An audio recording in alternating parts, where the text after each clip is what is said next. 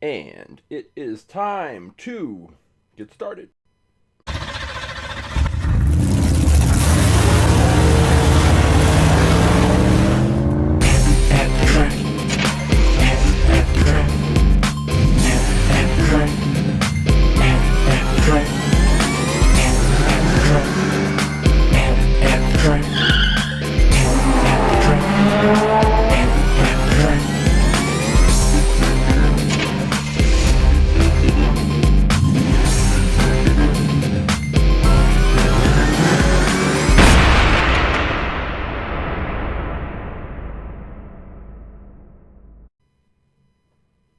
Hey, welcome to At The Track Live. I am Coach James. I am the creator and lead instructor for All About Aerodynamics.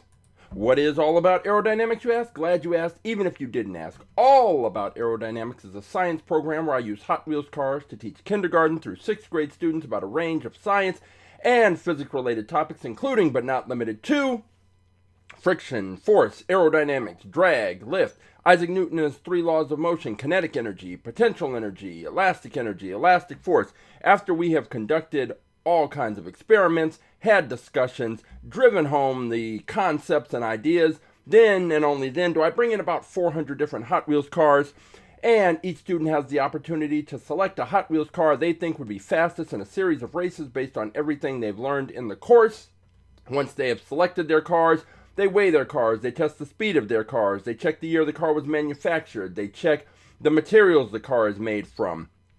Everything that they can observe and document, they do that, keep that information on a spreadsheet, and then the only thing left to do is set up a 1/64th scale quarter-mile drag strip and race the cars. The students race the cars, we have a little tournament, they observe how their cars perform. Did their cars perform up to or below their expectations? And if they had the opportunity, would they select that car again? Or would they make a different choice based on everything they observed? In the end, we have fun with Hot Wheels cars and we learn science. What could be better? If you would like more information about our science program, All About Aerodynamics, you can visit our website, aaAerodynamics.com, or you can follow us on Instagram, aaAerodynamics, and all of the information you need to contact me is in the bio, and we can discuss how to bring our program to your school or your organization or your special event. But this is not all about aerodynamics. This is all about Aerodynamics presents At The Track Live. So what is At The Track Live? Well, before I can bring those 400 cars in for the students to use, I have to make sure that I have them cataloged, organized, and ready to go. And what happens is I buy more Hot Wheels cars than I have cataloged and put into the fleet. So At The Track Live gives me the opportunity to go into storage, grab some of those cars, crack those open. I have to take a picture, I have to get a little video, do a little review, and then enter those cars into the spreadsheet, and they're now a part of the fleet and available for the students to select. But that was kind of boring, so I created At The Track Live to force myself to enter those cars into the fleet on a schedule every Saturday, 11 a.m. Pacific. But there's more. Because it's live and we have the cars and the track is already set up, we can race the cars to see which of the new cars is the fastest. But wait, there's still even more. You have the opportunity to participate. All you have to do is go to AtTheTrack.live, and you're going to have 3 options. The most important option is the one that says choose your car. If you go to that link, you will be taken to this page. On this page, you will find all of the cars that are currently in the All About Aerodynamics At The Track Live fleet, numbered, cataloged, listed, and ready for you to choose. All you have to do is scroll through, find the car you think would be fastest, faster than the cars that are introduced and faster than cars that other people have picked, and you will be entered into the tournament. Once you find your car, all you have to do is take the number that's in front of the car name. So let's say 522. If you want car number 522, that means you would be picking the 67 Hemi Barracuda. You can click on that, take a look at it. You can see from the reflection, this is some kind of throwback car. that is metal on metal. You can see from the reflection, and that means it's probably going to be a heavier car. But as we've seen the last 2 weeks, heavy does not necessarily mean slow. Not anymore. We found that out at the end of the year. The last 2 weeks, we've had some very heavy cars that would typically, I would think, kind of be out of the running and disqualified because they were just too heavy. We've had very heavy cars the last 2 weeks do extremely well on the track. So if this is the car that you decided you want, all you'd have to do is take the number, in this case 522, take that, drop it into the chat. I will pull that car, and then you are entered into the tournament. And that is just how it goes. Now, there are, on this page, there are 1,000 cars cataloged and listed. We had our 1,000th car last week, and I just saw another car. I want to take this one. Because our 1,000th car was the Flash car, but a car that actually did extremely well was an NHRA Funny Car from a company that I'm not familiar with, or wasn't familiar with until I bought the car, called Round 2 Corporation. And they have a series of kind of premium cars, but the important part for us is that they have plastic wheels. And so we had an NHRA Funny Car that had plastic wheels that we raced, and it did very well. It was very heavy. It was 54 grams, which is, for cars that we race, is extremely heavy. This one is the Hot Wheels version of that car, and this is car number 609. So we are already setting up. We're gonna have a bonus race because we're gonna have this car, this NHRA Funny Car, that is the Hot Wheels version, go up against the Round 2 Corporation version that we raced last week that was really heavy but really fast. And we're going to see which of the two comes out on top. This version, it didn't do well for whatever reason, but we'll be able to check those cars out kind of side by side and do a little comparison and see which one comes out on top. Maybe the Hot Wheels version comes out on top, but we will have that race as well. So once you find the car that you want, just take the number, drop it in the chat. I will pull that car, and you're entered into the tournament. We have all types of Hot Wheels cars. We have station wagons, we have trucks, we have vans, we have character cars. We have this the wheelie car.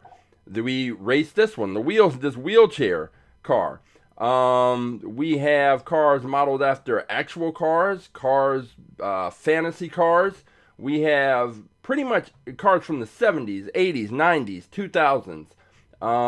And some that we have a couple that are in the new for 2026 category.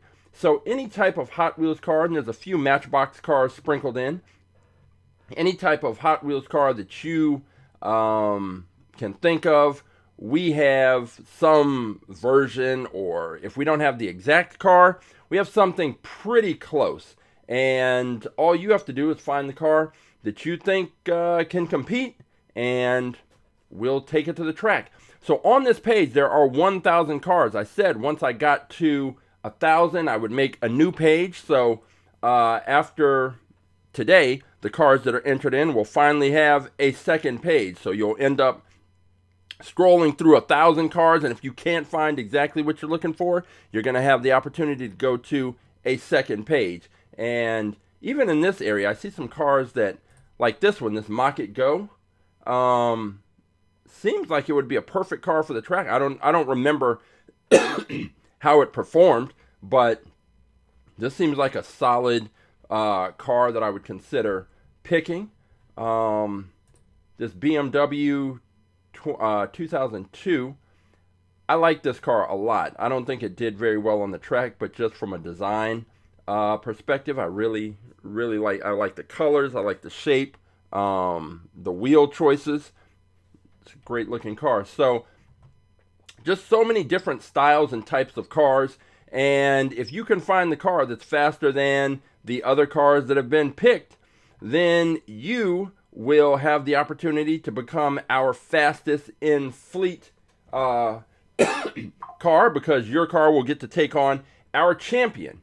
And that reminds me, there is something that I didn't do. Let's see if I can. How should I do this? Let's see. I am using, well, I guess I'll just have to do it in real time. I use my phone as my webcam, and in order to do this, I have to put it on Do Not Disturb. Otherwise, phone calls and text messages and whatnot will be popping up, so I needed to change that setting. All right, got that out of the way.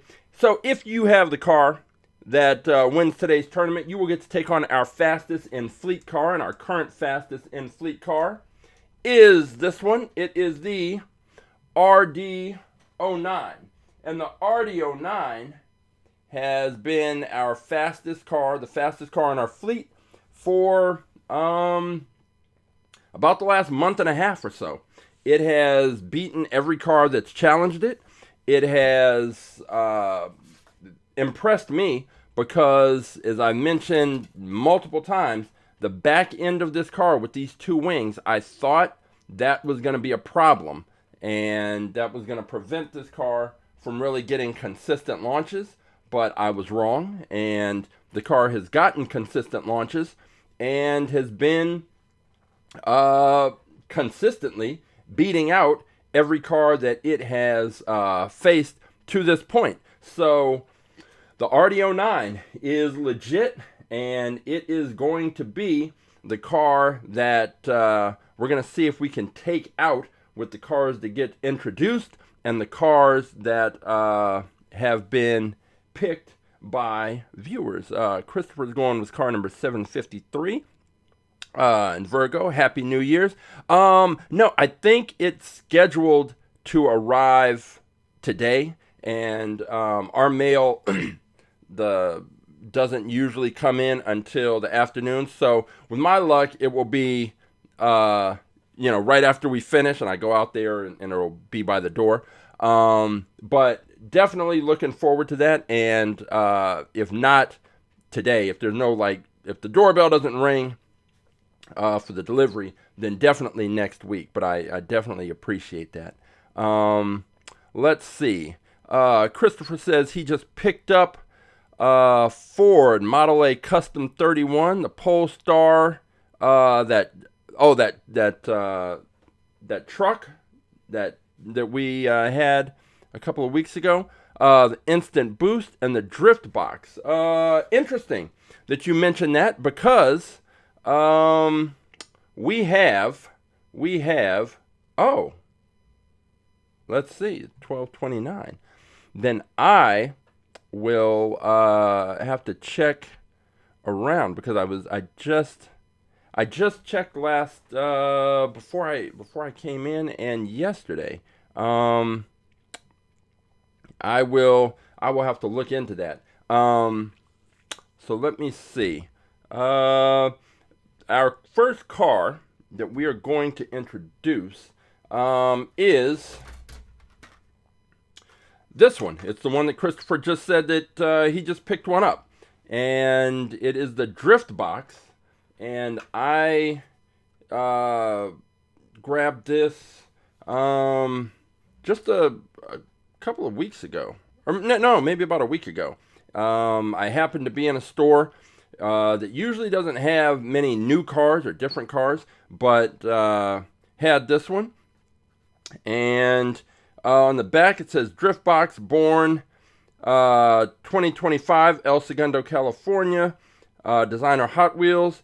Don't let its tiny, boxy design fool you. Drift Box packs a powerful punch on the streets and tracks. With its cold air venting, reactor-powered rear wheels, and agile body, it's built for pure adrenaline. So here we have the Drift Box. So let's crack this open and take a look. All right. Here we go. Let's check the weight on this car. And the RDO9 weighs in at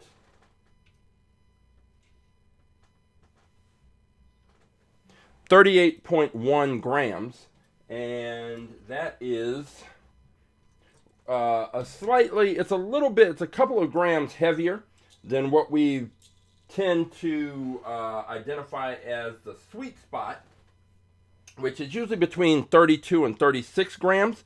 But as we've seen the last couple of months, that weight is really not been as important a factor as it has been in the past. So this drift box car weighs in at 28 grams, which is pretty light. But let's go ahead and take a look at this right here. Get it in focus. That might help. And let's grab this video.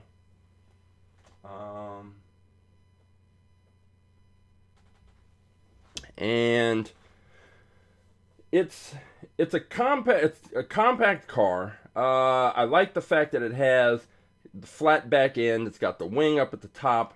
That windshield, definitely a traditional setup with the windshield. And what we see when we put the cars in the wind tunnel on Wind Tunnel Wednesdays is that cars with that traditional setup, they essentially face more drag, ends up impacting those cars a lot more than cars like the RDO9 that have that pretty much flattened out windshield, where it's that smooth transition from the hood to the windshield to the roof line. And those cars are able to reduce the impact of drag and maintain their speed. But when you have a traditional car with a big windshield like this, you're going to just have a situation where it drag impacts that car much more than some of the others. But also with this one, that's interesting, is the windows. The windows are open, and what we saw when we put cars in the wind tunnel in the past is that air does flow into the interior of the cars, and to the extent that it slows the cars down or works to slow the cars down, it's hard to tell, and we can't. It's hard to something that it's not really a way that we can measure it, but just based on running the races and the observations, there's certain types of cars that just do better. And when we have very similar types of cars performing in similar ways on the track, then after we have a number of races, we can start to draw some conclusions. And we really do have a pretty clear idea of the types of cars that do well on the track. And let's go ahead and get this still picture of car number 1001, the drift box. And we are ready to hit the track with this one. Let me see, what year was this car manufactured? It should be 2025. It is 2025. And I'm going to be also on the track when we have narrow cars. They have a tendency to bounce around. So this car is light, and it's pretty, it seems a little narrow. So that is kind of a prescription for the car to bounce around. If it can stay straight, then it should do well. But if it gets a bad launch, being narrow and light, it's going to bounce around the track.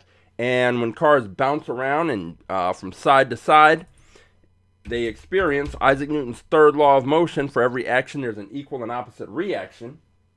And it ends up a situation where that friction, every time it hits one side of the track, just is something that works to slow the car down. And what you want is these cars to reduce the impact of those forces, maintain their speed, and put up good performances. The RD09 is a car that is not. It gets consistent launches. It doesn't bounce around the track, and it has and it reduces the impact of drag because of the design. Which, let me grab it. So if you look here, whoa, turn this off. So if we look here, we can see that the RD09, when we put these cars in the wind tunnel, what we see is that the air hits on the RD09, comes up over the hood, right to the windshield, to the roof line, and here. And there's very little disturbance or turbulence as far as the air. And what you want is that airflow to follow along the lines of the body to reduce the impact of drag.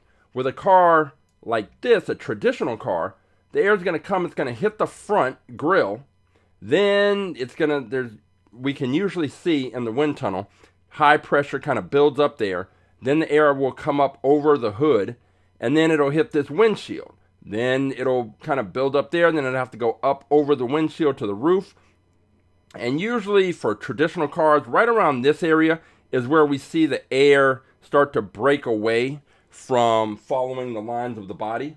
And when that happens, we end up with a situation of lower pressure, higher pressure at the front, lower pressure where the turbulent air is breaking off, more drag, slows the car down, and you need a car that's going to reduce the impact of drag and maintain its speed. So we'll see how this car, the drift box, performs, but it's not the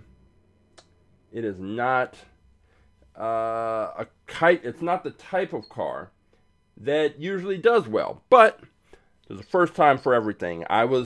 For a long time, I was saying that the heavy cars were a bad idea. Last 2 weeks, we've had heavy cars that have been great. So, all right. So that was a new car. That was a car that I got that's that's pretty new. And I went into storage because that's the whole point, is that I'm supposed to be going into my storage, getting older cars and introducing them into the fleet. So I went and grabbed a bunch, but I don't know. So I grabbed the whole stack of cars, but I don't know how many are already in the fleet, and we don't want to have duplicates. So the first one up is this 84 Corvette. So what I need to do is check the spreadsheet to see if we already have one. I know we have lots of Corvettes. The question is, do we have an 84 Corvette? And we have an 84 Corvette, car number 807. So this is a prize car. That means it's going to be a car that some student will have the opportunity to possibly win. We have this one, a 64 Nova Wagon Gasser. Do we already have a 64 Nova Wagon Gasser? Yes, we do. It is car number 64. That's 64 Nova Wagon Gasser. Let's see. Car number 64? That seems odd. Let's take a look and see. Car number 64. Because I just don't, unless there is something different about the cars, like it's different wheels, then I don't. Oh yeah, this one. Is this the same? This is the same, just a different color. Okay, so we already have one of these. Yep, same wheels, same everything. All right, so that's another prize car. What else? What else did I pull out? This Volvo 240 Drift Wagon. I have a feeling we have one of these as well. And this is kind of the thing with Hot Wheels. They just they changed the color on the cars. And once they change the color, I will see the car later on and think, oh, wow, that's great. And, oh, we don't have one? Volvo 240 Drift Wagon. Let's see. VO. No, it doesn't look like we have one. But we do now. Yeah, that's weird that there are no Volvos in here. Huh. Okay, well, here we go. The Volvo 240 Drift Wagon. On the back, let's see. Born 1990 in Sweden. Designer Volvo. You'll be rolling the kids to school or the supermarket in style in this highly tuned Volvo with a lowered stance and extreme fenders. It's a car the family can be proud of. Well, okay. So, put these other cars down. And take a look at this Volvo Drift Wagon. I'm really surprised we don't have one of these. Okay. And this just goes to show, like when I go back in the storage, this is new for 2022. So, oh, by the way, Happy New Year to everyone, if I didn't say it earlier. All right, the weight on the Volvo Drift Wagon, I like this, it's kind of cool, is 36.4 grams. So let's go ahead and take a look at this car. Get it up here. And we will take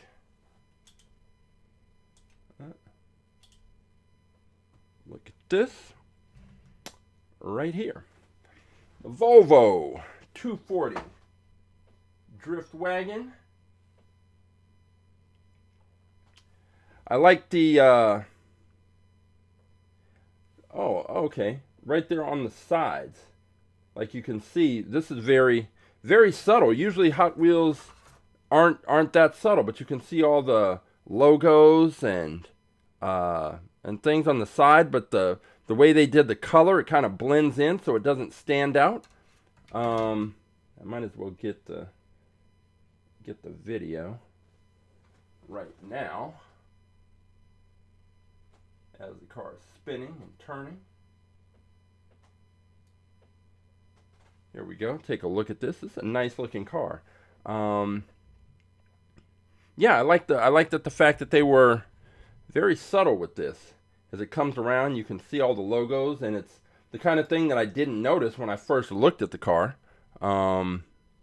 Usually the logos, and they make sure that you notice those. I like the black wheels, the yellow windows. They even put a little yellow on the headlights. They really did the tail lights up, the Volvo logo, the license plate. This is a lot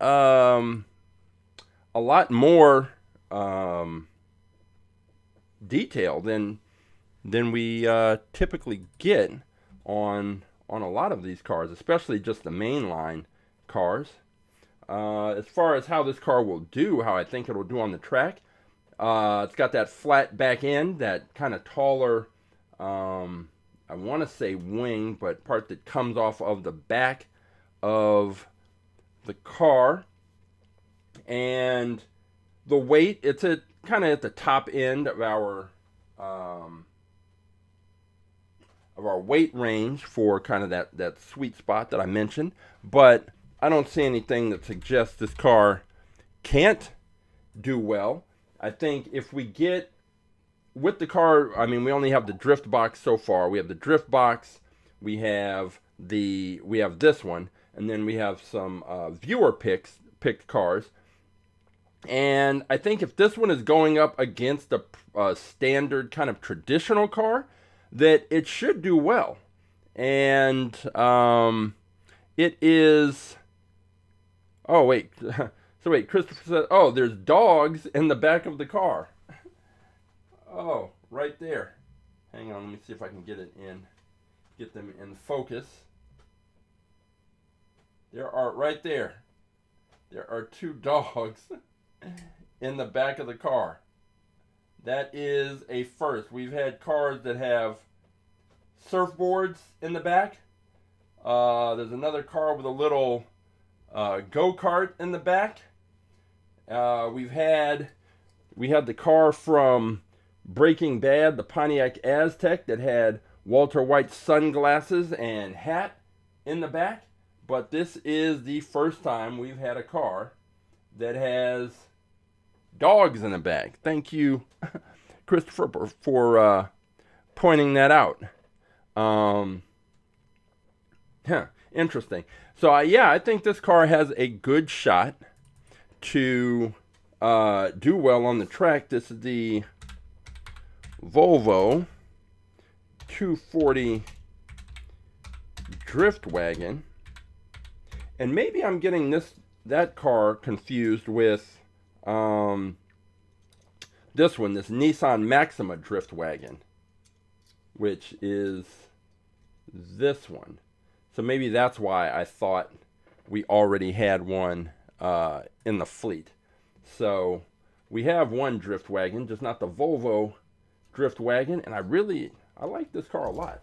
I hope it does well. So let's get this still picture here and see what car number 1002. We'll see what it can do on the track.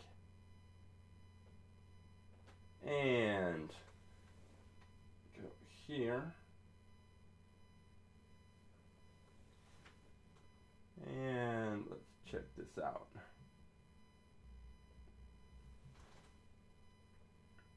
All right. Here we go. Get a little bit of fill light in there. And there we go. Car number 1002. The Volvo 240 Drift Wagon. And that is the next car in the fleet. So, let me check the year it was manufactured. This was 2022. All right. Okay, we've got 2 cars ready to go. Time to see if we can find a third in this group that I just pulled out of the storage bin. See what else we've got in here. We've got a 68 Mercury Cougar. So let me check the spreadsheet, see if we've got that. I hope we don't, because this one has the little best for track designation, which I'm not sure what that means, but let's see. Excuse me, this is a 68 Mercury Cougar. We have a 68 Mercury Cougar, car number 336. So, this one is out. Let me make sure they are the same. 336 would be right here once this populates. Oh, okay. That one is the same car. I don't know what makes this one necessarily best for track. The wheels are different. I might have to sit this one aside because I really do want to test this, because it's got the best for track designation, which I still don't know what that means exactly, but there may be something different about the car that makes it a more suitable race car. I don't know. But for now, let's see what else I pulled out. If we can find one that is not already in the fleet. All right, I've got a Mazda RX-3, another one with the best for track setup, and let's see if we have one of these. This kind of seems like the type of car that we probably have. Yeah, Mazda RX-3, car number 655. So this one is even though it's got that best for track, I just don't know what that means. But looks like this one is also going to be well, let's go ahead and take a look, because maybe the other car is different in some kind of significant way. That is the only way that I really want to have duplicates in the fleet, but I really do want to test out these best for track cars, because that's all we're really trying to find out anyway, is which cars are best for the track. Don't know why this thing's taking so long to pop up. Okay, this one. These look pretty similar. The wheels are different, but I wish Hot Wheels would just explain what that means, best for track. It might just be marketing. It might just be something they say in a given year. But all right, so we already have one of those. So let's go back and see if I pulled another car that maybe we don't have. This is a truck, which we don't have too many trucks because usually they're too wide for the track. But we've got this one, this Toyota. It just says Toyota off-road truck. On the bottom, it doesn't say anything, so we'll just go with what's on the package. Toyota off-road truck. And let's see. Toyota. Thank you, Christopher. He's gonna look up best for track. Yeah, thank you. I'm just curious to know what that means. I know that with the gold Hot ones, that the axles were nickel plated, which reduced the friction, which allowed the wheels to spin longer, more freely. So that was the thing there. There was an actual difference. But some of these that say best for track or track stars, there was another kind of term that they used. I don't know what those mean. All right, let's see. Toyota, we're looking for Toyota off-road truck. Do we have that? No, we do not. So we will crack this one open. And came in a series. There's a Chrysler Pacifica, the Geoterra, the Land Rover Series 3 pickup, the Carbonator, and the off-road truck. This was from Winter Series a few years ago. I guess 2022. So let's crack this open. Take a look. All right, first thing, let me check to see that it fits in the launcher. This is usually the problem with trucks. All right, this one fits in the launcher. So here we go. Let's see what it weighs. And it weighs in at 40.7 grams. So this is what we have to work with. Let's go ahead and take a look here at the Toyota off-road truck, this winter edition. And I'll go ahead and get my still picture first. And let's see what this truck is all about. Get a little bit of fill light in there. So it's interesting because this one has the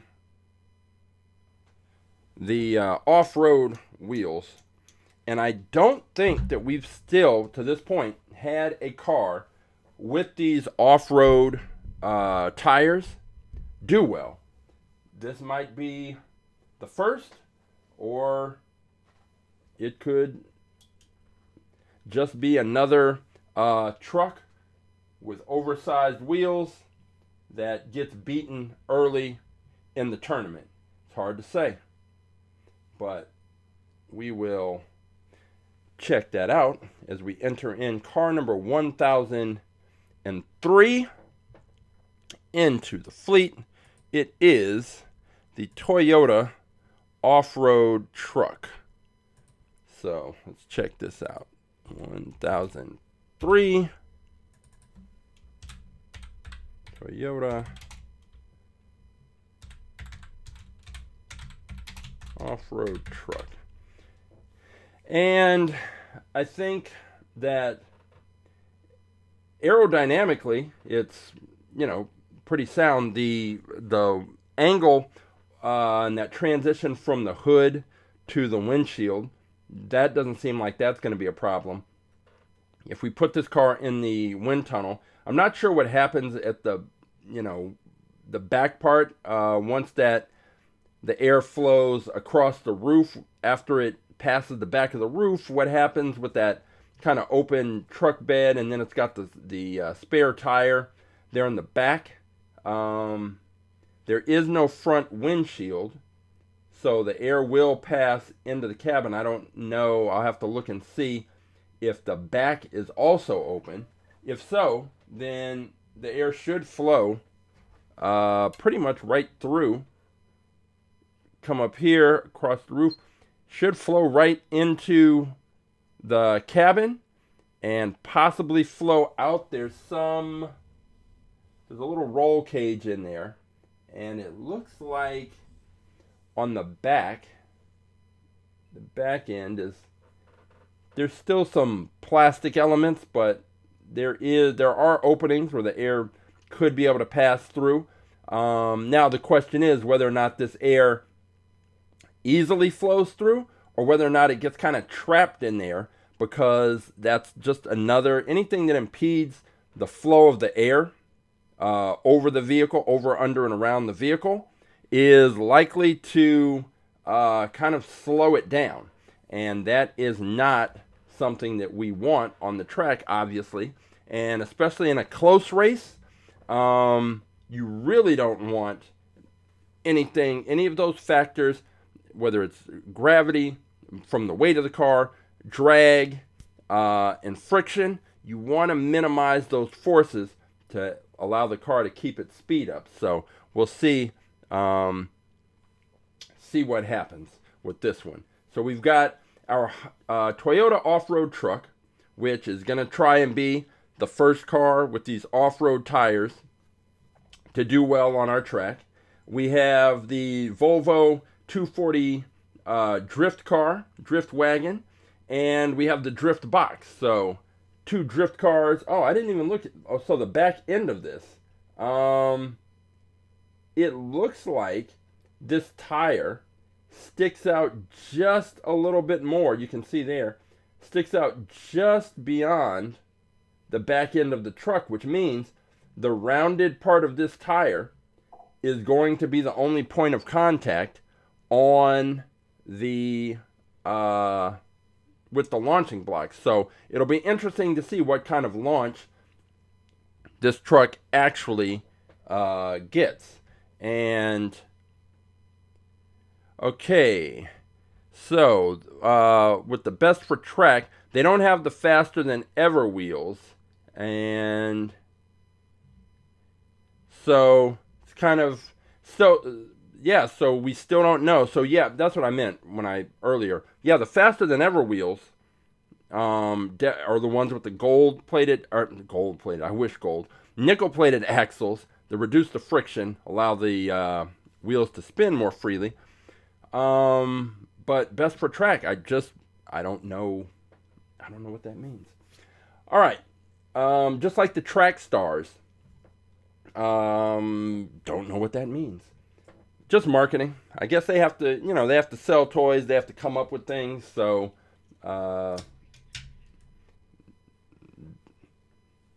That's what they do.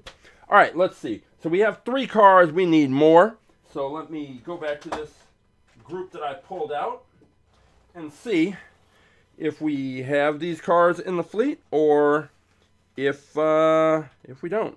All right, next up, 62 Corvette Gasser, which again seems like a car that we have, but I don't know. All right, 62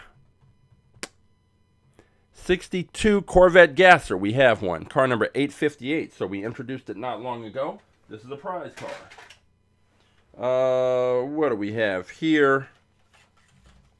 We have a, won't be able to see this because it's green, but trust me. Oh, it came out kind of weird. McLaren 720 Spider. Let's see if we have this.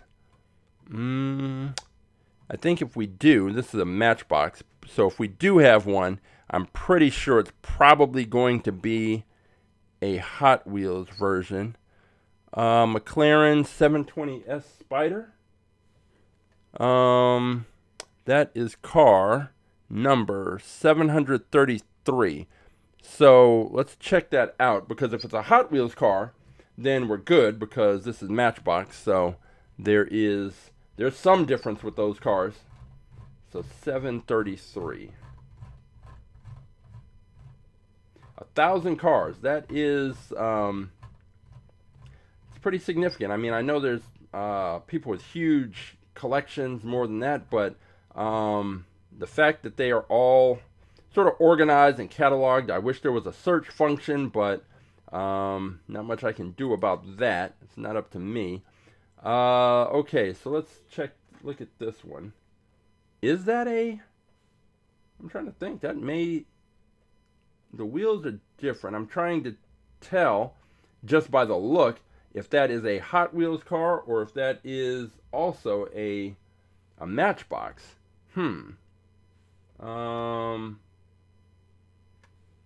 This looks very similar. Let's see. Car number, what is it? 733.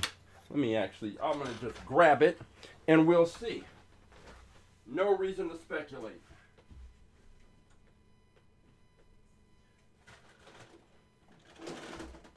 All right, let's see. Let's see here. Car number 733 is also a Matchbox. So it is a Matchbox car, which means we already have it, and therefore that other one is a prize car.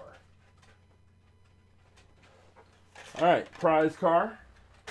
We've got this one with the off-road wheels, the Hot Wheels roll cage. It's green, so that's why it's not showing up. So let's see if we've got this one. HW roll cage. HW. We do not have this one in there. Let's see. And we do not have this one. So we'll go ahead and put this in.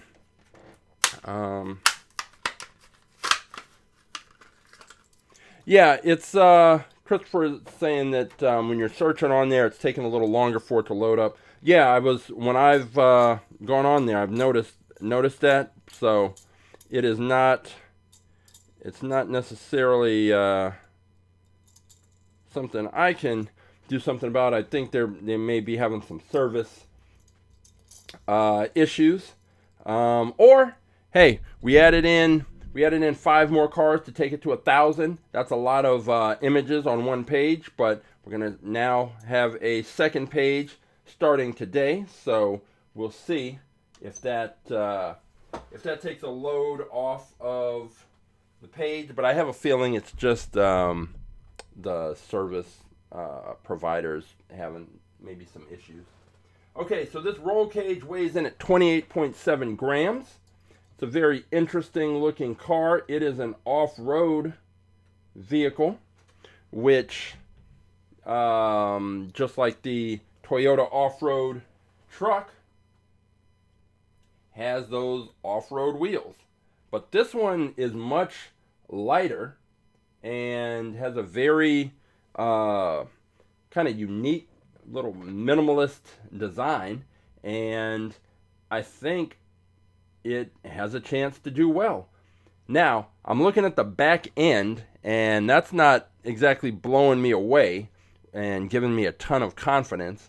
We've got the narrow kind of point in the back that is going to be pressing up against the launching block, and it really will come down to the kind of launch that this car gets. If it can get a good, solid, consistent push, then it may be able to, this may be able to be the first car with off-road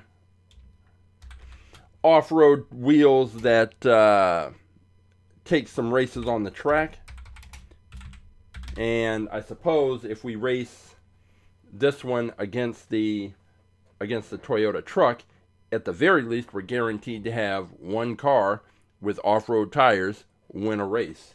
And let me check the year this Toyota was manufactured. That is 2015 on the Toyota. And this Hot Wheels roll cage car, let me check the year on this one. The year is 2000. And swing it around.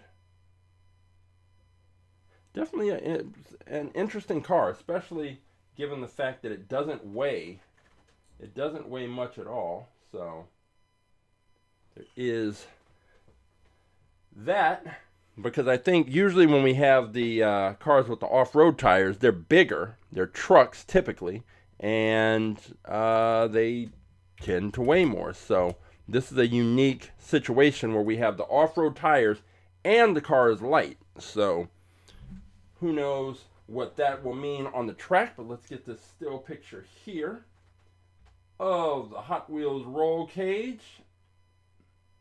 And this is car number 1004. All right, we are moving along. We've got the Hot Wheels roll cage. We've got this Toyota off-road truck. We've got the Volvo drift wagon, and then we've got the drift box, that little compact drift car. So we've got two drift cars, two off-road vehicles, and let's see what we are going to introduce next. There is thought I had one. All right,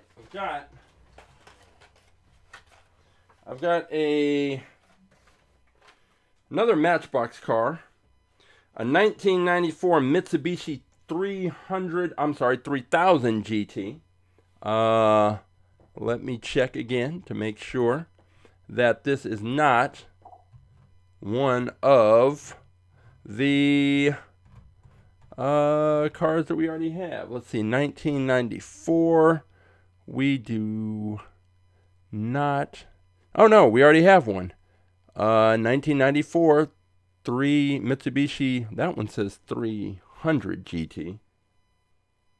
This is 3000 GT. Maybe I just didn't put in the right number. Let's take a look. Car number 744.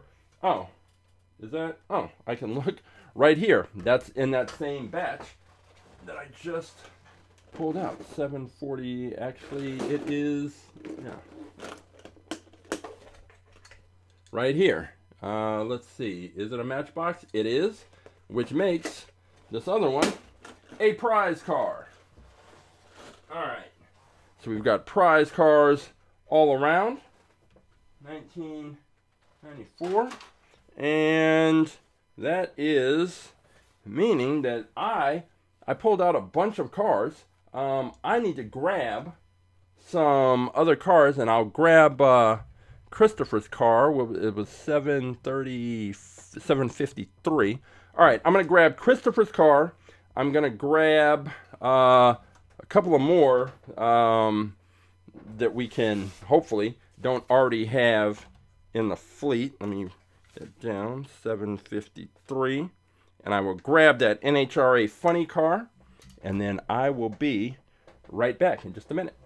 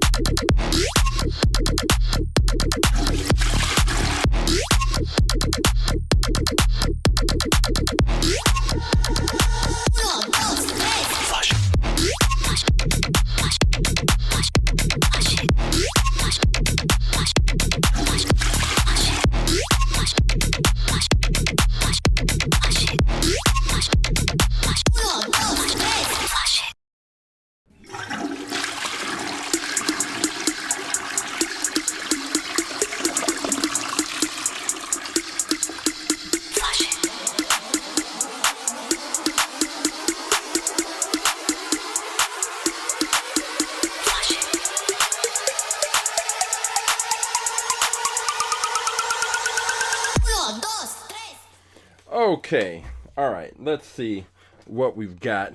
Now, I went and grabbed a bunch of other cars, and let's see, we've got this one, this Matchbox, this Mazda 3, 2019 Mazda 3. Let's see if we've got one of those. 2019 Audi Spider. No, we don't, so gonna have another Matchbox car in there, and this is another of those that from the store that has them in these boxes where it just has the sort of artist picture on there, so you don't really know what the car actually looks like, but we're gonna find out. And it is a Mazda 3, just a little Mazda 3 hatchback. So let's see what this weighs right off the bat. This is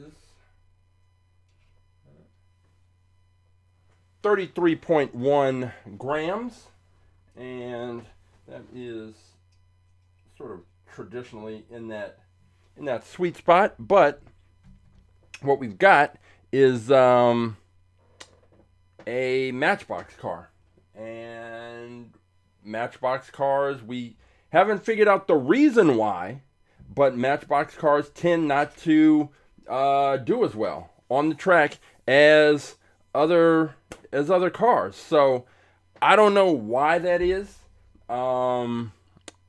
There has to be something different, and Mattel makes both cars.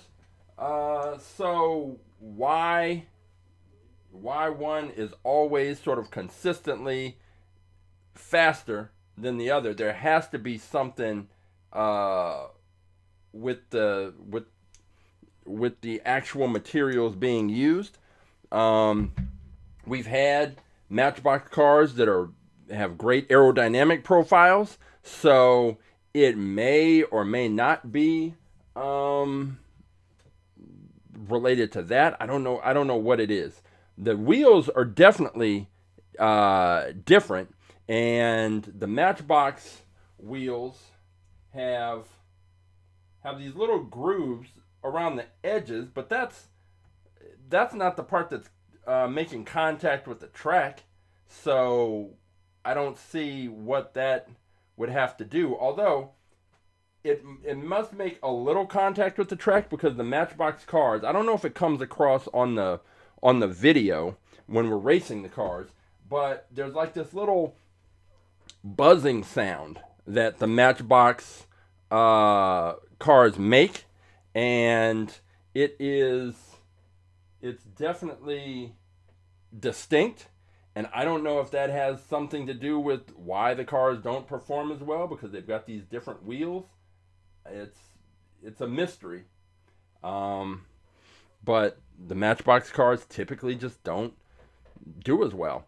Now, this one is, there's nothing really outstanding about it. Nothing unique, just a basic Mazda 3.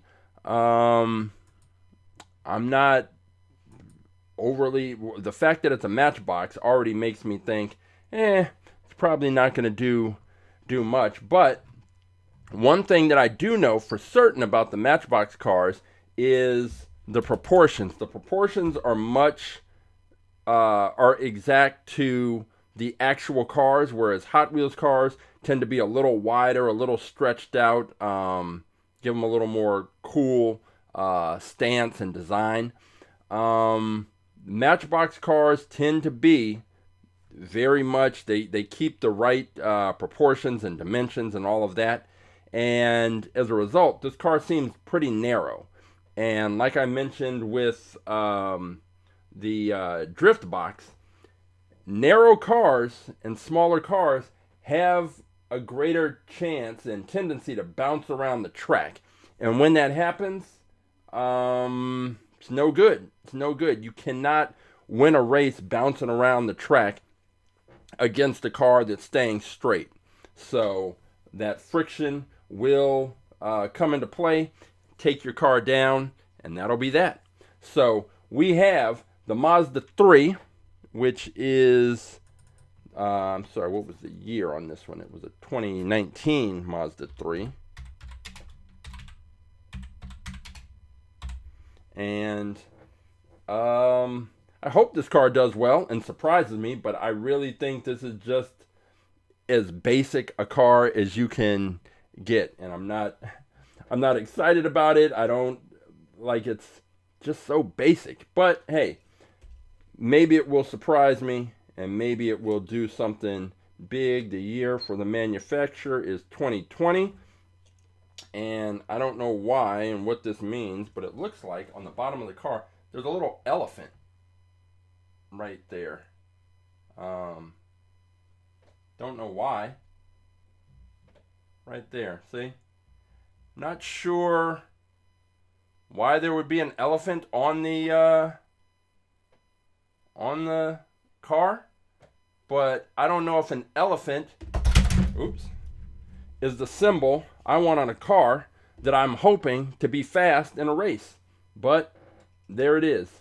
So we've got the Mazda with the elephant on the bottom, the Mazda 3. We've got the Hot Wheels roll cage. We've got the off-road truck, the Toyota off-road truck. We've got the the Volvo drift wagon, and we've got the drift box. So we are 2, 4, 5. We've got 5 new cars introduced. And let's see if we can pull one more that's different. So I see that, let's see. Yeah, so we couldn't find any information to find out if the best for track cars are really any different. So I'm going to hold that Mercury Cougar and the that other Mazda RX-3 for I'm going to put them to the side so until I can find out whether or not there's something different. All right, I've got 3 more cars, and to choose from. And presuming we don't already have these in the fleet, then we will, if we already have them in the fleet, then we'll stick with the 5. If we don't have one of these, then that will be our 6th car. This one, the Kowloon'd Hypervan. Okay, this doesn't sound familiar, but let's take a look. The Kowloon'd Hypervan. Organize this spreadsheet. Excuse me. Kowloon'd. Where's the K? Kowloon'd. We do not have a Kowloon'd Hypervan. And okay. We do now. Kowloon'd, just double checking. Nope. We do not. All right, here it is. This is going to be car number 1006. There's no information on the back. So here we go. Hypervan. Not just a van. It's a Hypervan. And the weight on the Hypervan, not just a van, is 36.4. So it's not really that heavy. Which I think when we get some of these vans and buses, these types of cars, the reason they're not very heavy is because there is nothing inside. They're just shells. Oh, not there, right here. So let's flip this around. Yeah, this should be interesting in the wind tunnel on Wednesday. Which, when I went down to check the mail this morning, and yeah, Virgo, I'm gonna have to look into what happened around, because around here at the building, there's who knows. But I went down this morning because there was a package from Funtech Labs, which is the company that makes the Winsible, and they sent me. I filled out a survey, and they sent me some more of the fog fluid for the Winsible, and they also sent an email because we've been noticing that there's been a lot of the smoke kind of leaks into the wind tunnel, so we don't get those kind of crisp smoke streams anymore. It's kind of, they're a little fuzzy. So they sent me an email and gave me some tips about how to fix that. So I'm gonna try and see if that works, and we'll find out. We'll get to see the results on Wednesday. Every Wednesday at 4 p.m. Pacific. We are on YouTube, Twitch, and Instagram with Wind Tunnel Wednesday. Put those cars in there and see what their aerodynamic profiles are, how the air flows over, under, and around the vehicle. So we will put this Kowloon'd Hypervan into the wind tunnel. Should be interesting, at least as far as seeing a car with a bad aerodynamic profile, because when we put this car in there, this is not a stretch to make this prediction, that the air is going to, this huge frontal area here, this is what you don't want to see, and that air is going to hit this front, and then the air has to go somewhere. This car has to push that air out of the way. The air has to go somewhere, over, under, and around, and we're just going to see the air build up here, and then eventually probably move up to the top. But then it's got this kind of hood, which, as Christopher points out, this is more of a mini bus. So this is probably the area where you would have the sign to tell you what street, what line the bus is. And then the air is going to have to go over that. And once it gets over that, then it gets up to this roof area. But I can't imagine that this thing is going to be significantly fast. Yeah, it's got the doors, and the door is partially open, which is another downside because it's going to allow air into that little pocket. But I don't think that this is really, unless we had an all van, all bus type of race, I don't think that it's really going to matter all that much. So let's go ahead and get the still picture of the Kowloon'd Hypervan. And this should be an interesting race today. Of the cars so far, I don't really see any car that I'm looking at and thinking immediately, oh, that's a threat to the RD09. But you never know, especially when we get to the viewer picks next, and I think in there we may actually have some cars that might make the RD09 sweat just a little bit. All right, let's hit this. Boom. All right, so we've got the Kowloon'd Hypervan. We've got the Mazda 3. We've got the Hot Wheels roll cage. We've got the off-road, the Toyota off-road truck, the Volvo drift wagon, and the drift box, which is kind of interesting. I think of these, if I had to pick one, I think I'm leaning towards that Volvo drift wagon. I would say the Hot Wheels roll cage, but the problem with that one that I see is that it's got those off-road tires, and I'm not willing to really kind of bet on a car with off-road tires. It's just not really something that I've seen work, so why would it start working now? All right, let's get to the viewer picks, and Christopher made an interesting choice. So we put both of his cars that he was considering in the wind tunnel, and he has made a bold choice, which Roughshod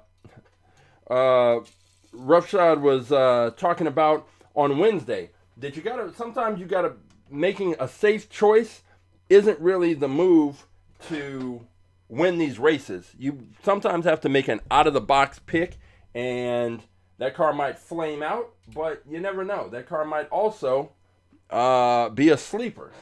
So Christopher's pick weighs 46.8 grams, and it is this one. It is the Chevy Silverado truck. It is an impressive looking Hot Wheels car. As far as what it can do or will do on the track, we will find out. But this car, it's gonna have a lot to kind of overcome, because it is that weight. And I know that we've had that Lamborghini Veneno, and we had the John Force Funny Car do well on the track at heavier weights. They weighed more than this truck, but the difference is those cars had very good aerodynamic profiles. This one is a pretty standard truck, and it's got wider wheels on it. It's got the bigger Hot Wheels wheels. The wheels are pretty much flush with the body, kind of tucked under just a little bit, but the bed is open. We've seen some of those that some of the trucks we've had, like the Draftnator, the bed is closed. But we have that Toyota off-road truck where the bed is kind of open. It's open, but then there's a big spare tire in there. I don't know. But with this one, also, this is the car that we had in the wind tunnel where we noticed that the windows are down, and the windows are down, and air was definitely going in there. Once we finished with the wind tunnel, we blew the smoke out of the way, and there was definitely a lot of smoke inside the cab. So This one is gonna have its work cut out for it. Can it beat the Kowloon'd Hypervan? That's probably gonna be where this settles in, but you never know. You never know, and this could end up being a sleeper car.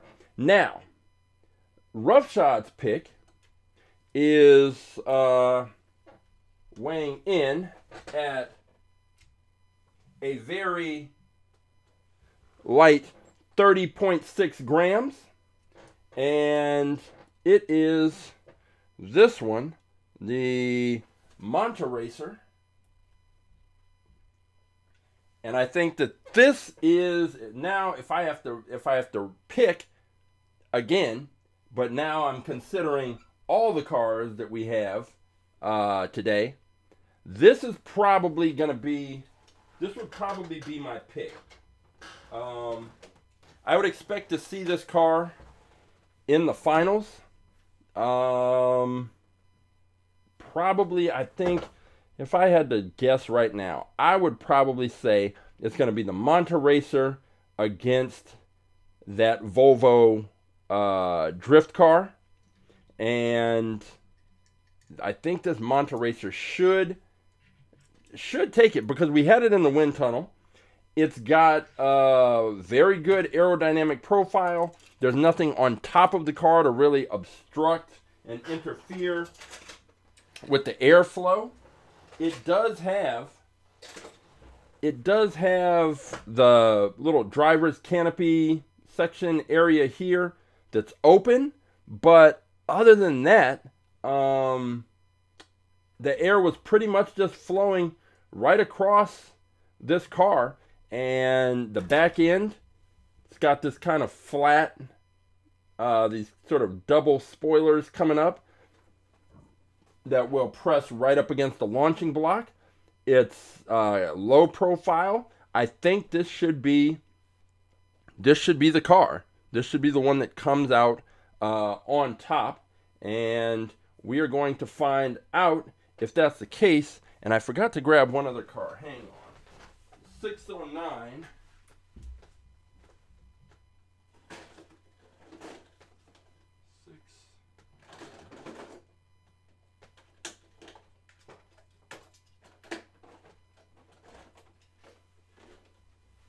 Which is this one. This NHRA Funny Car. So this is the official Hot Wheels mainline NHRA Funny Car.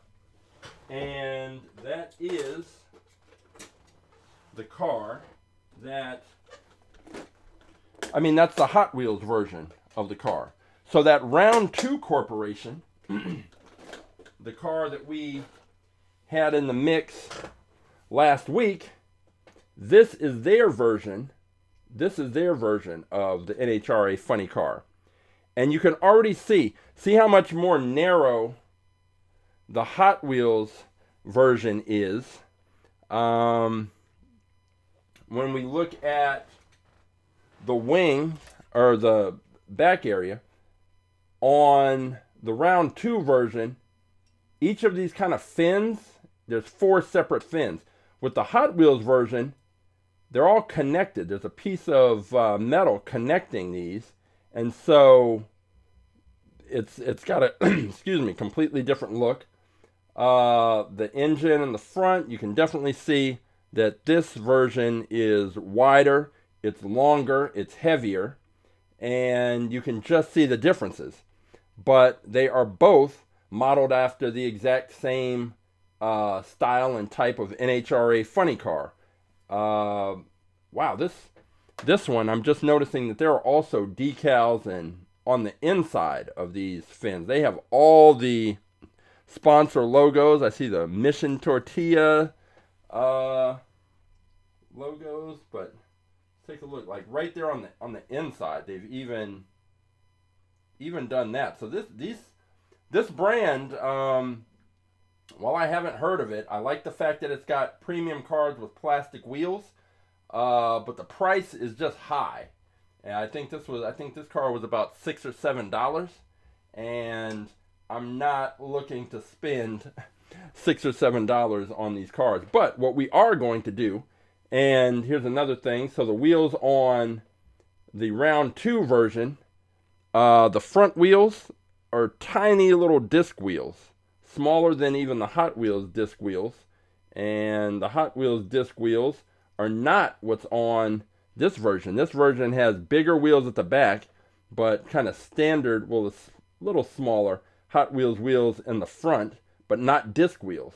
So we are going to have a race between those two. We're going to have an NHRA, a legit NHRA Funny Cars Showdown. This round 2 car also actually has the real funny car legit action, and then it raises up. I do have an older Hot Wheels car, a funny car. It may be in the fleet. It is the Don the Snake Prudhomme funny car, and it actually lifts up. But either way, we're going to have this showdown and see which car comes out on top. The round 2 Corporation John Force Peak NHRA funny car, or the Hot Wheels funny car. So that is what's coming up. We have our cars set up. We are just about ready to hit the track. And of course, as always, if this is the first time you were watching and all about aerodynamics at the track live race, then I am going to let you know what you are about to see. You are going to see our 3-camera racetrack view, and the cars are going to start at the top of the screen on the left, and I am going to give a countdown. 3, 2, 1, race. I will hit the switch. The cars will come firing out of the launcher. They will go from top to bottom. They will pass out of the bottom of the screen on the left. They will show up at the top of the screen in the middle. They will go from top to bottom, passing out of the bottom of the screen in the middle, showing up at the top of the screen on the far right. Our finish line camera. The cars will go from top to bottom, crossing the finish line. The winning car will be indicated with a solid red light. A solid red light indicates the winning car, and a flashing red light indicates the losing car.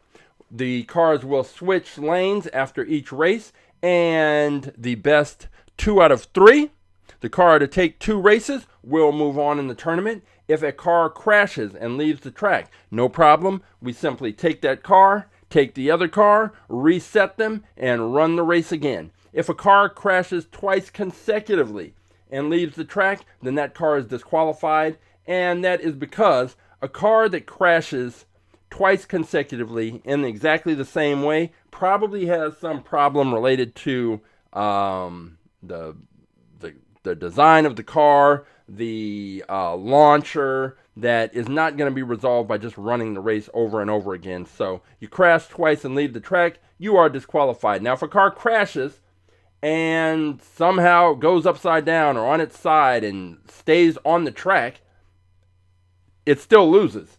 It's not disqualified, and we're not starting the race again. It just loses. So if the car you're picking to win crashes, you want it to crash and leave the track. You don't want it sticking around. So that is what we have, and we are ready to hit the track. So I'm going to grab these cars and head on over, and we will get these races underway. And I will see you over at the track in 30 seconds.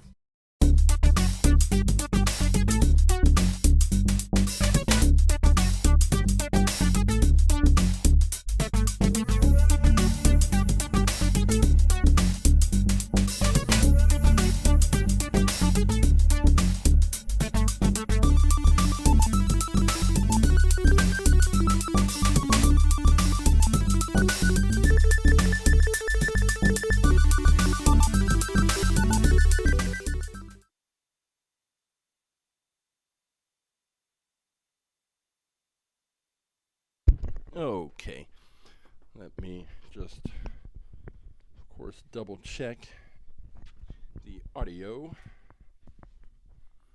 1, 2. All right, we are good to go. So let's go ahead and check the finish line. Everything looks good down there. All right, let's go ahead and start off with the, let's go with the novelty, this novelty race, and the NHRA Funny Car against, the Hot Wheels version versus, let's see, oh yeah, this NHRA Hot Wheels version, the Hot Wheels Funny Car, versus the Round 2 Corporation Funny Car, the heavy one. And the Round 2 one, because of those fins, is just a little too tall. So we have to use our little hybrid car cover here. And let's get these cars lined up. It'll be interesting that the Hot Wheels version against this much heavier, much bigger Round 2 Corporation. And for the longest time, the idea here on the track was that a heavier car was not the way to go. But this Hot Wheels version, I'm noticing right now, is so narrow that it's more likely to bounce around the track. But we are going to find out right now. We have the John Force Peak NHRA Funny Car from Round 2 Corporation in lane 1. We have the Hot Wheels NHRA Funny Car in lane 2. Race 1, here we go. 3, 2, 1, race. Woo-hoo. That was a good race. Good, solid race. But that John Force car, with all of its 54 grams of weight, came through and won that race. We're going to switch lanes and see if Hot Wheels can beat out this other company, because especially now that I know that this Round 2 company has cars that can be competitive, I'm gonna have to look for another one and just see, is this a fluke, or are these cars fast, or is it that these funny cars are actually, obviously they're traveling at over 350 miles per hour in real life, the actual cars. So if you design it very specifically, more in the Matchbox style, that you are being true to the actual design of the car, then maybe what comes along with that are all the aerodynamic benefits. And so the Hot Wheels car, they're not, it resembles the NHRA car, but it's not exact. This Round 2 car is pretty much exact. So I think maybe when you do that, you get those aerodynamic benefits that the Hot Wheels car doesn't have, because of the way the liberties they took when they designed it. So anyway, we have switched lanes, and the John Force Peak NHRA Funny Car is in lane 2, and the Hot Wheels NHRA Funny Car is in lane 1. Race 2, here we go.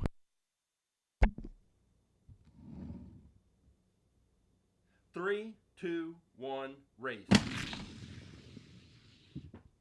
Yeah, there's something to that, and the fact that much heavier car blew away the smaller Hot Wheels version just tells me that what I just said is probably the case. Probably the case that these cars are already extremely aerodynamic and have great aerodynamic profiles in real life. And when you take that exact thing, that exact car and design, down to 1/64 scale, you bring along with it all those aerodynamic benefits. So that's kind of cool to to see. All right, since we've got this tall cover on here, we are going to go and jump in. We're going to go with this this Chevy Silverado, Christopher's pick, against that Kowloon van. I'm just making sure that the Kowloon van has enough clearance space, and the Chevy is good. All right, we're going to line these two up and see if this Kowloon'd Hypervan, is it hyper or is it hype? We're going to find out. The Chevy Silverado. Here we go. We've got the Chevy Silverado lining up in lane 1. It is a big, like, even though it's kind of custom and lowered, it is still just a big pickup truck. We've got the Kowloon'd Hypervan, a little minibus, in lane 2. Kowloon'd Hypervan, lane 2. Chevy Silverado, lane 1. Race 1, here we go.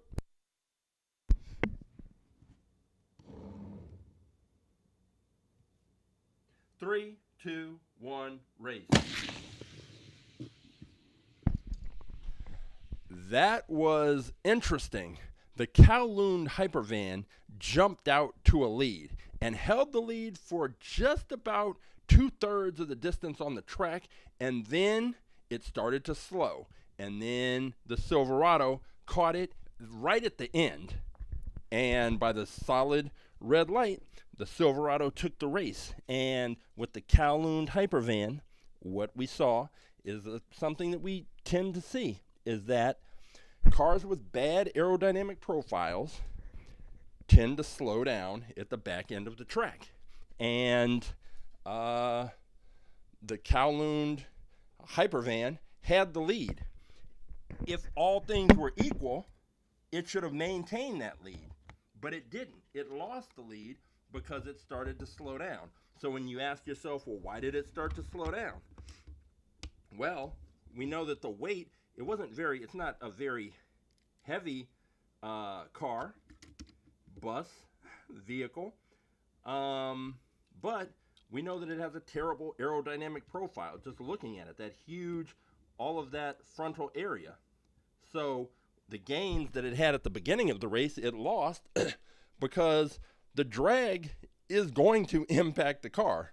And these cars are slowing down, but the car that can sort of minimize the impact of drag is going to maintain more of its speed.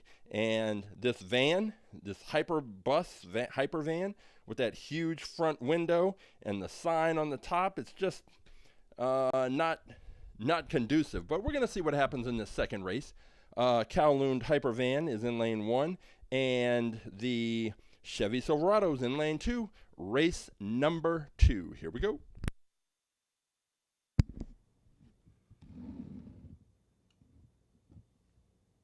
Three, two, one, race.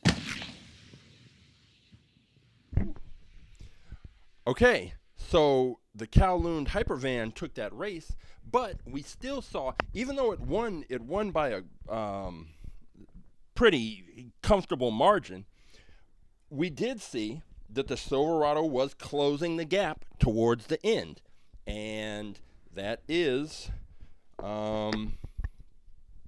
something that even if the Hypervan pulls this race out, it's going to be a problem later, because you can't slow down to that extent noticeably on the track and think that you're gonna be ultimately one of the winning cars. So putting the Kowloon'd Hypervan in lane 2, Chevy Silverado in lane 1, as soon as I can get it to stay in place.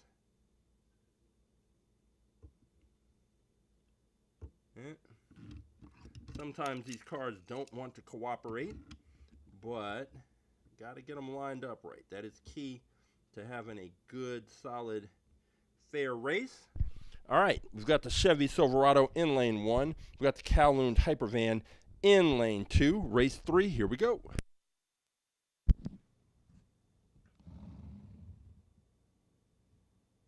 3, 2, 1, race. Whew.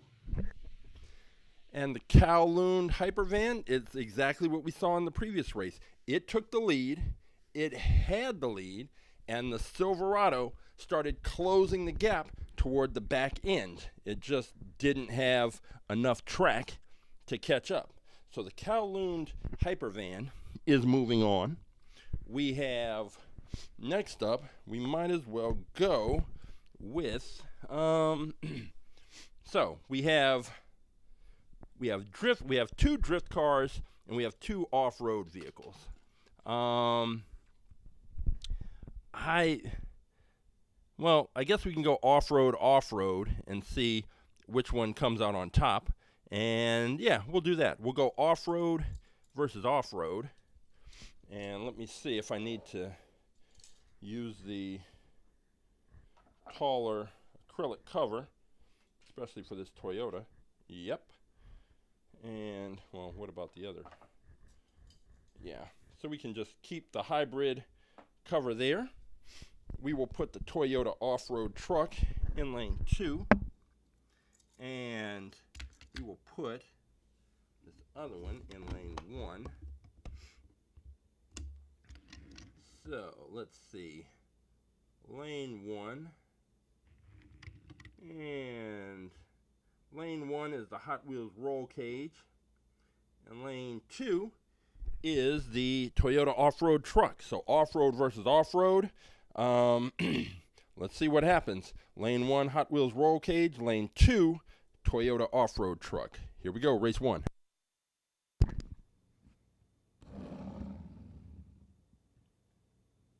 Three, 2, 1, race.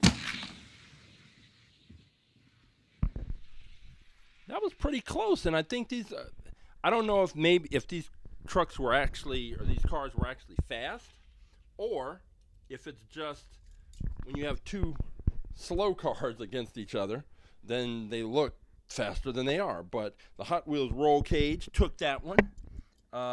It's a light, which I mentioned when we did the little review.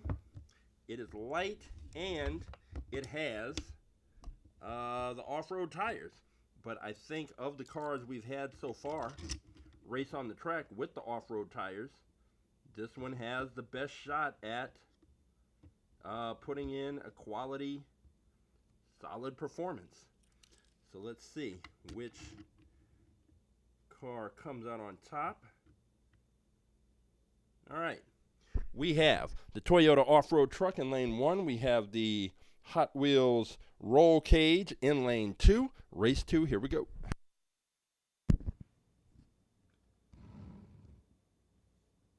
Three, 2, 1, race.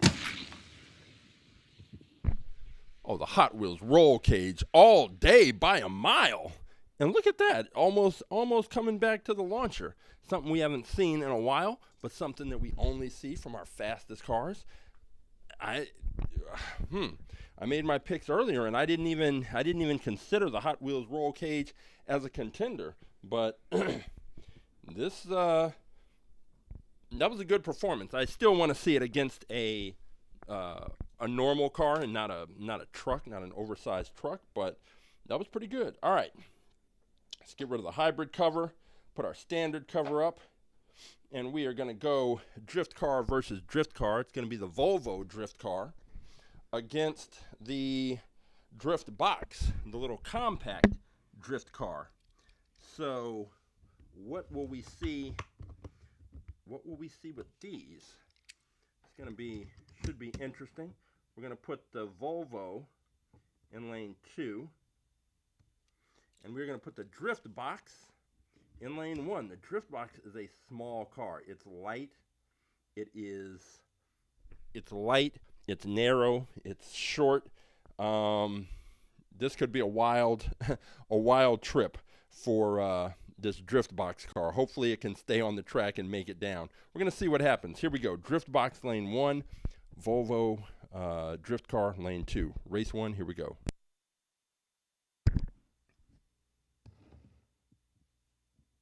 Three, 2, 1, race. Whew. Both those cars. Oh, look at the Volvo. Is the Volvo going to come back? Okay. The Volvo, which was my pick. I expected to see the Volvo and that Monteracer in the finals. The Volvo didn't disappoint in that race and was moving. Took the race. We're going to switch lanes. The drift box wasn't bad, but the drift box is light. And light cars are going to be impacted by drag in a different way than their heavier counterparts. So, switching lanes, we have the Volvo Drift Wagon in lane 1. We have the Drift Box in lane 2. Race 2, here we go.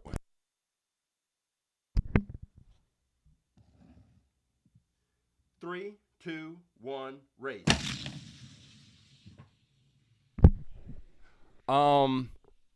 That Volvo is fast, but and it won the race.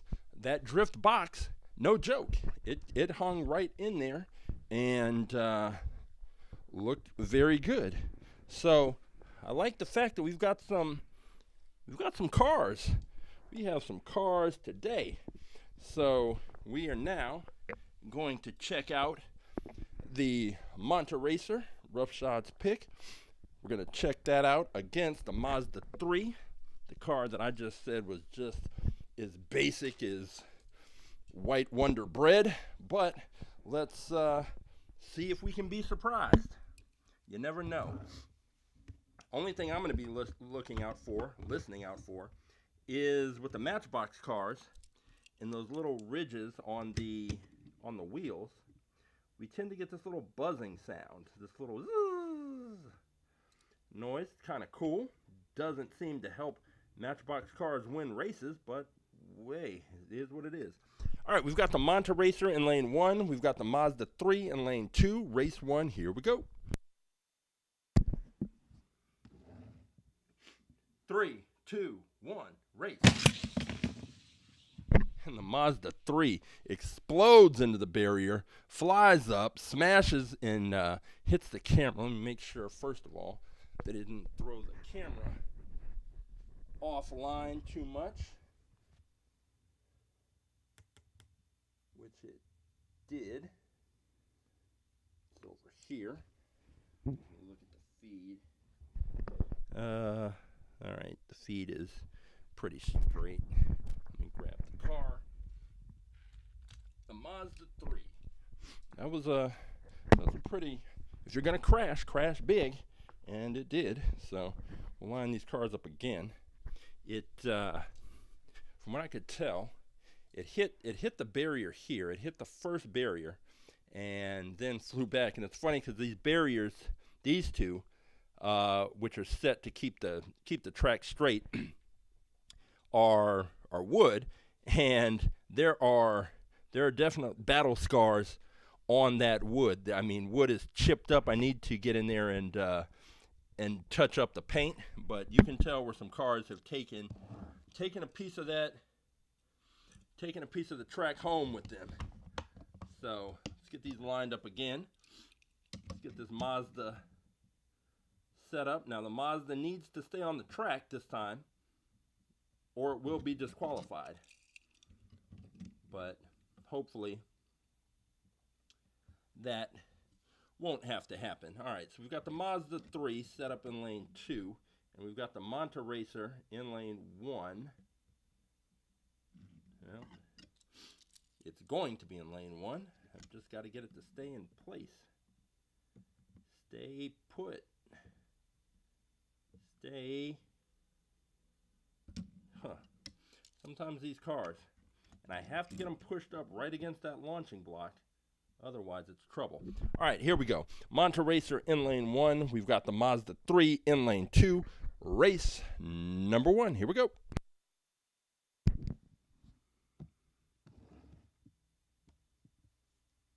Three, two, one, race.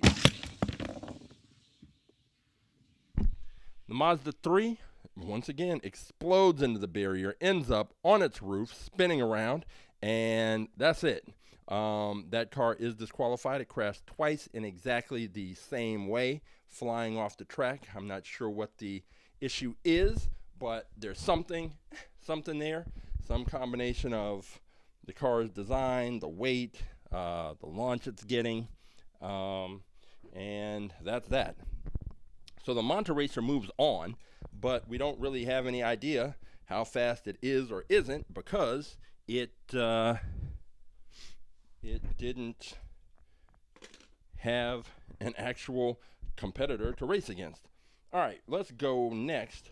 We'll go with the Kowloon'd Hypervan against the drift car. So let me swap out the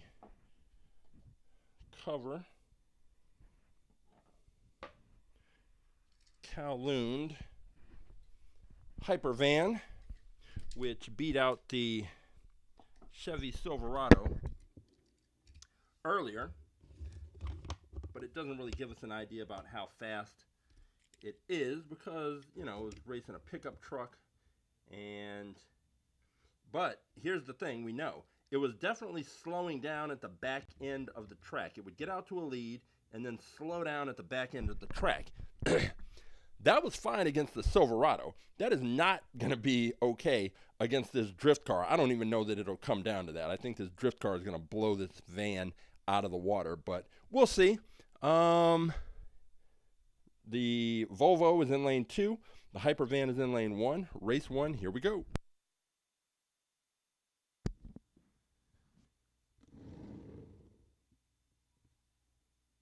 Three, two, one, race. Here comes the Volvo. Is the Volvo going to come all the way back to the beginning? The Volvo's moving. But I will say, that Hypervan, it lost, but it didn't lose by all that much.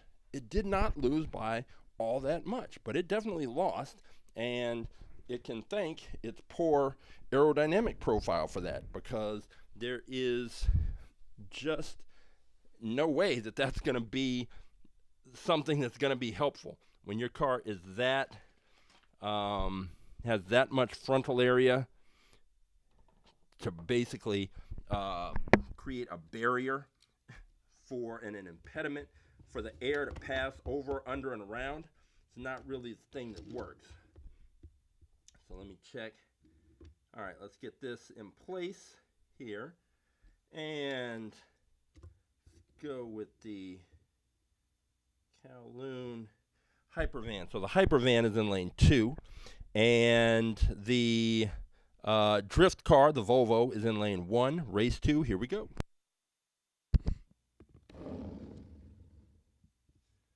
Three, two, one, race.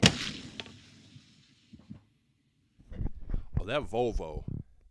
And again, I want to say that I know that it's fast. I can tell the eye test. I can tell that it's fast. But it may be up for the challenge of taking on the RD09. But we've said that about a few cars, and in fact, as I say that, I realize that I didn't even bring the RD09 out of the garage. That's weird. I'll have to go back and grab it. Leave it backstage for the finals. All right, so we've got the Volvo drift car has made it to the finals. We're going to see what car it's going to face. Is it going to be the Monteracer, or is it going to be the Hot Wheels roll cage? We're going to get those two cars set up in this next semi-final matchup. We have right here, let's see, pull this back. All right, we're going to put the Monteracer in lane 1 and the Hot Wheels roll cage in lane 2, which is it's funny, this Hot Wheels roll cage car, the wheels feel kind of loose. It's a light car, just kind of very unique. So the Monteracer, lane 1, roughshods pick against the Hot Wheels roll cage, lane 2, race 1. Here we go.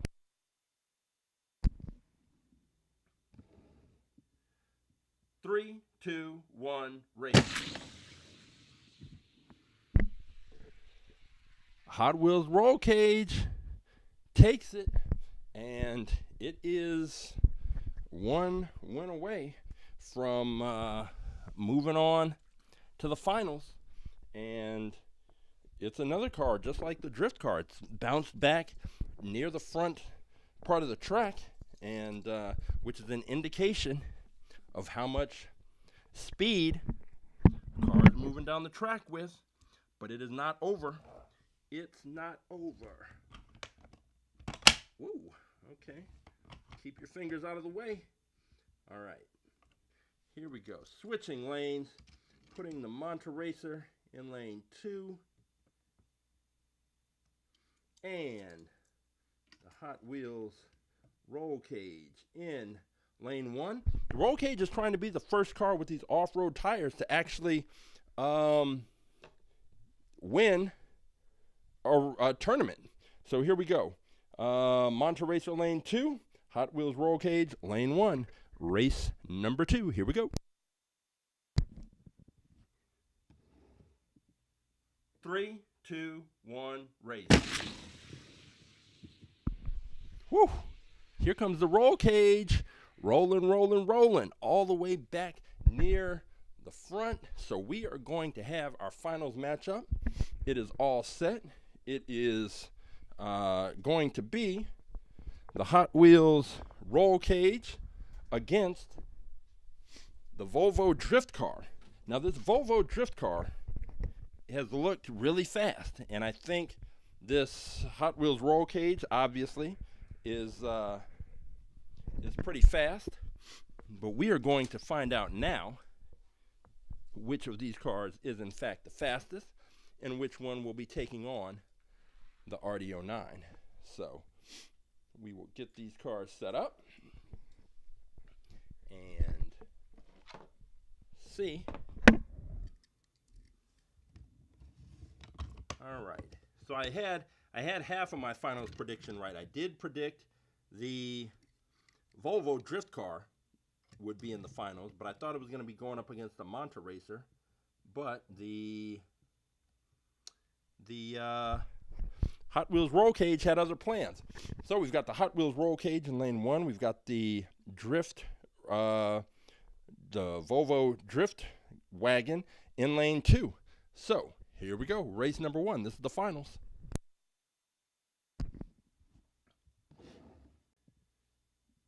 Three, two, one, race. Look at these cars coming all the way back so I don't have to get up and go get them. All right. But the roll cage took it. The roll cage is one win away from being the first car with these off-road tires to actually win a race. And maybe it helps that it's not a truck. But it is moving. Both of these cars are fast. I like this. I like that drift car. Like it a lot. But it's gonna need to forget those dogs in the back of the car. It's gonna need some horsepower to get to take this win and force a third race. We've got the Volvo drift wagon in lane 1. We've got the Hot Wheels roll cage in lane 2. The roll cage trying to be the first car with the off-road tires to win a tournament. Here we go. Race number 2. 3, 2, 1, race. Uh-oh. The drift car said not so fast. Hot Wheels roll cage came all the way back, but the drift car has tied it up. We are going to this third and final race. We are going to see which of these cars is going to take on the RD09, and can they actually give the RD09 a challenge. The RD09 hasn't really been tested. So let's see what these cars can do as we switch lanes for this final race. The Hot Wheels roll cage is in lane 1. Let's get it set up. And the Volvo drift wagon is in lane 2. Here we go. This is race number 3. Volvo Drift Wagon lane 2, Hot Wheels Roll Cage lane 1, race number 3.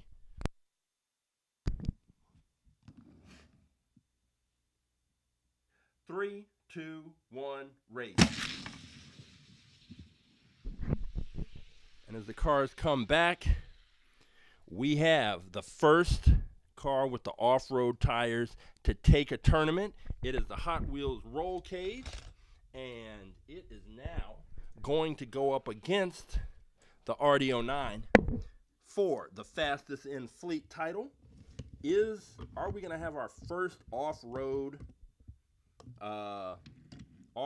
wheeled fastest in fleet champion, or is the RD09 going to keep up its championship pace? We are about to find out. If I can get the roll cage to stay put. And there we go. So the roll cage is in lane 1, and the RD09 is in lane 2. This is for the fastest in fleet title. RD09, the champion, in lane 2. Hot Wheels Roll Cage in lane 1. Race 1, here we go.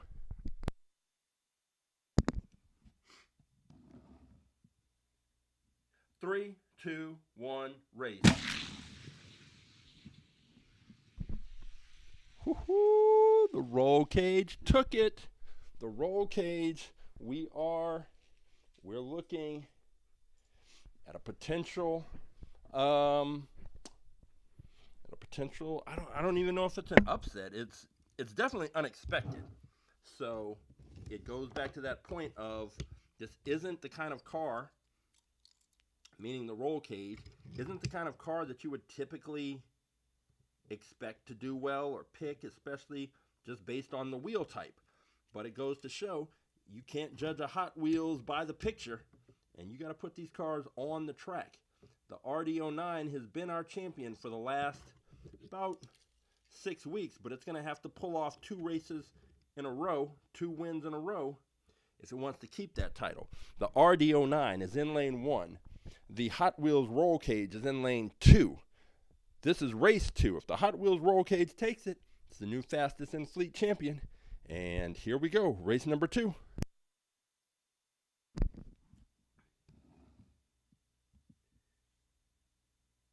Three, two, one, race. The solid red light indicates we have a new fastest in fleet champion. It is the Hot Wheels Roll Cage. Unexpected as ever. And I'm going to gather up these cars and head back into the garage, and we're going to take a look at our new fastest in fleet champion. I'll be back in just a minute.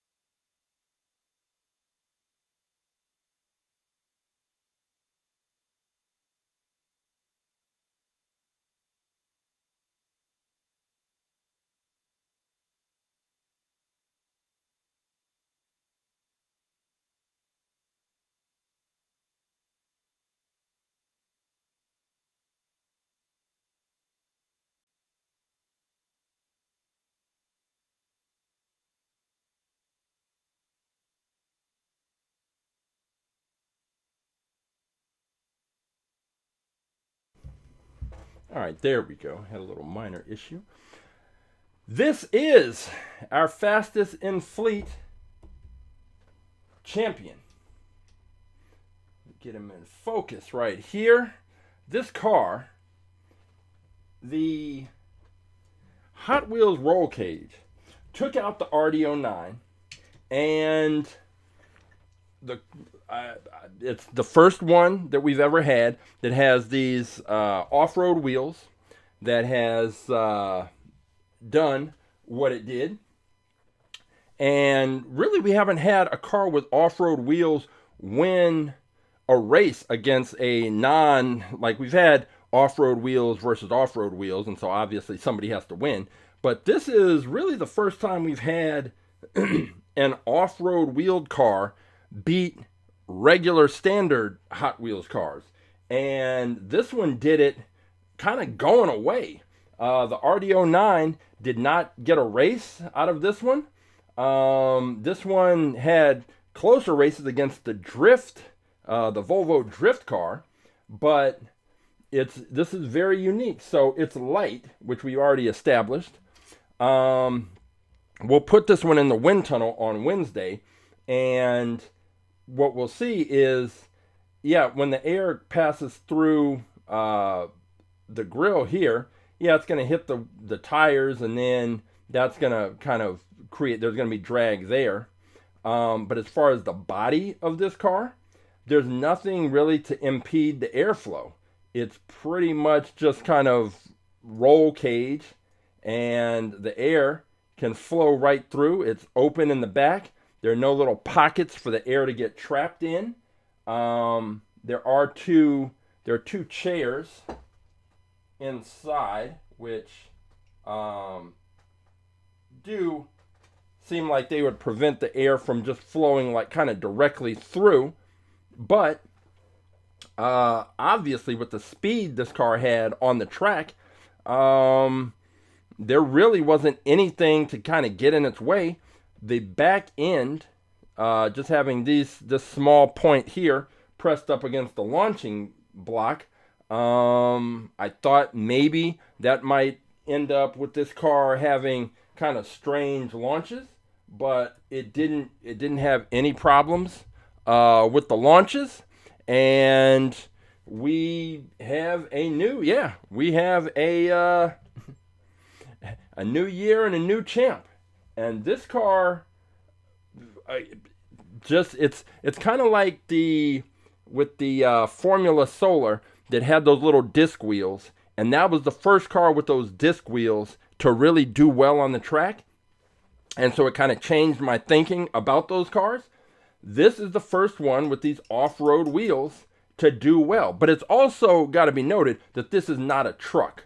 And the majority of the vehicles that we've had raced before with off-road wheels have been just like this. I mean, they've been trucks.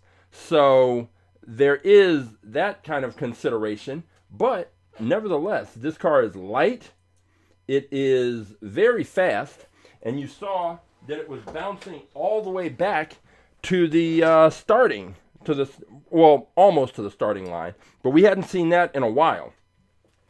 Same thing with that Volvo drift racer, that drift wagon. That was a pretty interesting performance. And let me just double check the weight on this car again.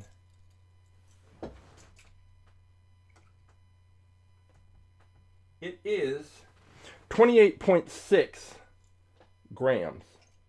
So it is very light. And it's just wide enough that it doesn't bounce around a lot on the track. So that's good. The wheels are open, but they're protected. So I definitely like that, because if there's a situation where the car crashes, we don't want to have to end its entire career and retire it from the fleet. But this is it. This is the Hot Wheels roll cage. It was pulled out of storage, which is another reason why I need to sort of not just be focused on the newer cars and go into the storage, find those cars, and pull them out. So that is what we have. We have the Hot Wheels roll cage as our new fastest in fleet champion.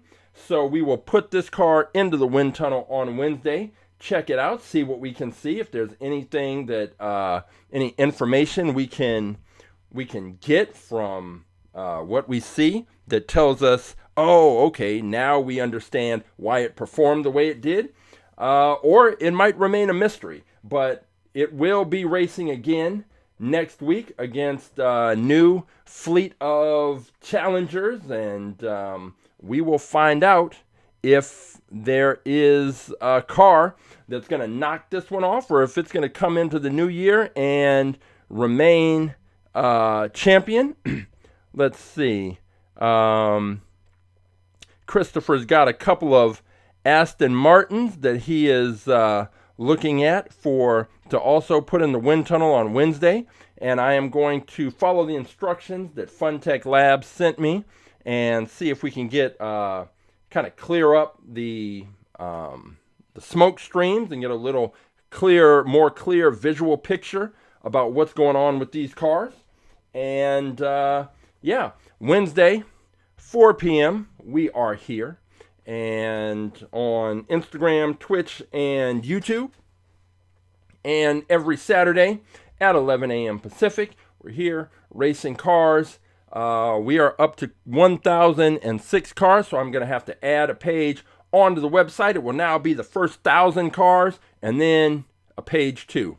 And then we're starting anew on sort of the march to 2,000. This is, let me see. We have, I'm just double checking, making sure I didn't miss anything. No. And yeah, and Virgo, I'm gonna check and look into seeing what happened. There's a security camera here at the building, so I will check that and see what's going on. Hopefully it was just a minor mix-up, but this is now what the third, so that should have been, if there was a mix-up, it should have been cleared up by now. But nevertheless, like, regardless of what happens, I really appreciate you two taking the time to do that. So hopefully I can get that cleared up and everything will be straightened out. But we will be back here next Saturday. We will be back here on Wednesday. And if you want more information about our science program, all about aerodynamics, go to the website aaerodynamics.com or follow us on Instagram, aaerodynamics. And until next week, I am Coach James for All About Aerodynamics, Wind Tunnel Wednesday, and AtTheTrack.live. Excuse me, getting choked up. Until next time, I will see you at the races.